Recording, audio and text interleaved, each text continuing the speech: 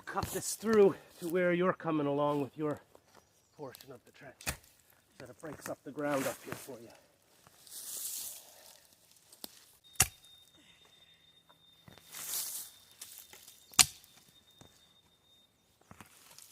I think the titanium shovel is way better than the this shovel right here.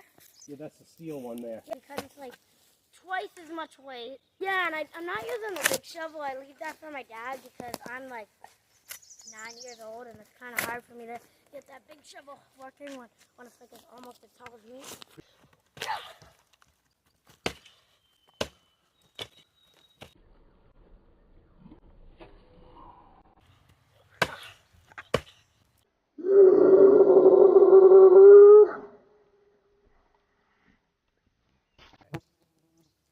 Hey guys, welcome to part 1 of our World War I trench project. I think this is one of the coolest projects we've ever gotten into, and I told Leo this is even hard work for soldiers to do who are paid to do this kind of thing, and he's been out here busting it with me all day. Show him the guns, Leo. Can't see it out under my sweater. Awesome. So we're going to take you on a little tour of what we've started here, and we got into this because of the shovels. If you want to show that, Leo. We got inspired to do the project when we did the review on the Russian Spetsnaz shovels, and we just thought we'd continue it along. We actually have plans to turn this trench into a really nice Hugelkultur garden here in the front.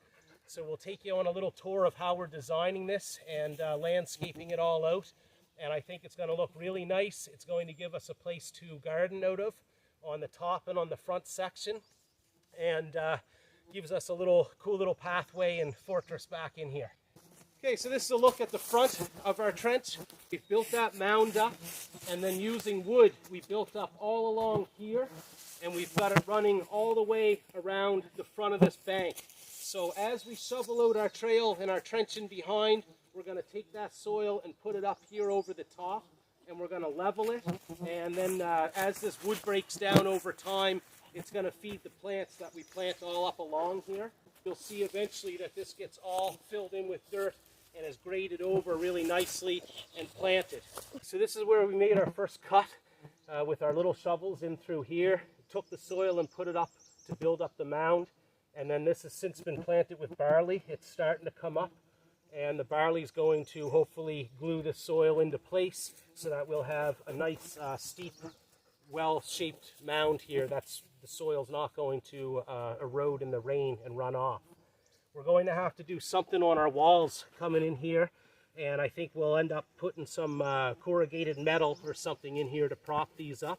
But for now, we just have dirt walls slicing in through our trench. The grade of our trench slopes gradually up and is going to continue that grade all the way through. So the advantage of cutting this into an existing mound and not actually digging down in a trench is that we don't have to worry about water pooling in this, so long as we make our grade on that steady incline all the way through. When it rains, the water's naturally going to channel out through our path here, and then we don't have to worry about wet conditions in the trench itself.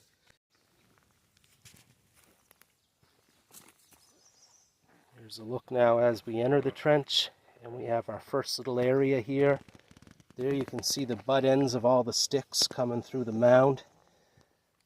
And Leo's done a great job building this up here today with soil.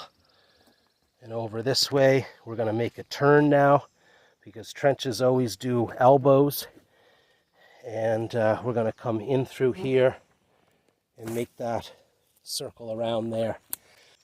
We had to cut around this maple tree here so that we didn't get into the root structure of it. And so my path comes back in around in behind it. It's going to run up into that mound there. As we hollow that out, we're going to take all of that dirt and put it up and cover all the logs that are running around the front, and then grade all of this and plant it all. And this is going to look really cool when it's done. Once this is raked out, we're then going to plant our seed, and then we've got to cover that seed over with a little bit more dirt to help it to germinate. And some leaves if we have it, just to get some material over this. I don't want to leave exposed soil out here, and especially if you don't seed it, I think the rain's going to just run this stuff right off of here.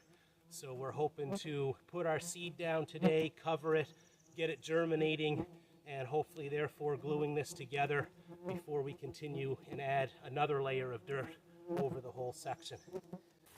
The seed we're using is just a mix of barley and oats, and we just want this as a cover crop over the trench for the time being. Again, just to retain the soil and not knowing what we're going to plant in here long term. I'd like to find some sort of edible perennial plants that we could go all along here that could feed off of these, off of this wood for a lot of years to come. But we're going to have to do a little bit of research into what we want to plant here.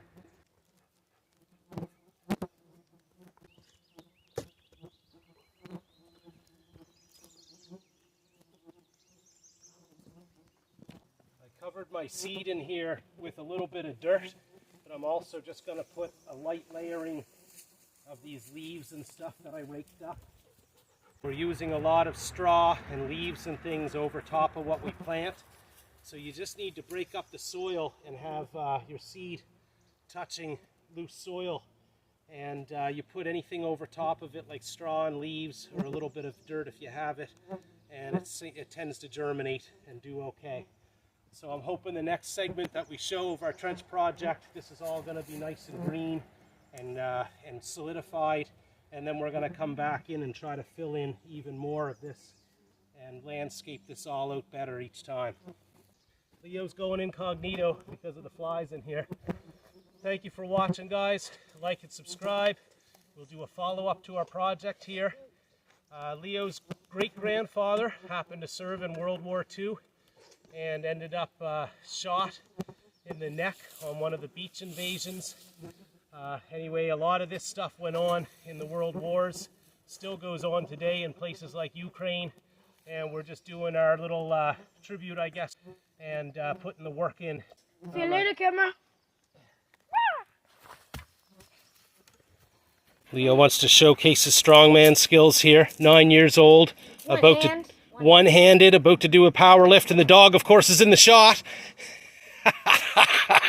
One more time, let's see it. One-handed lift, use your legs, not your back. Ah, look at that, 20 liters of water. On his way to being the world's strongest man.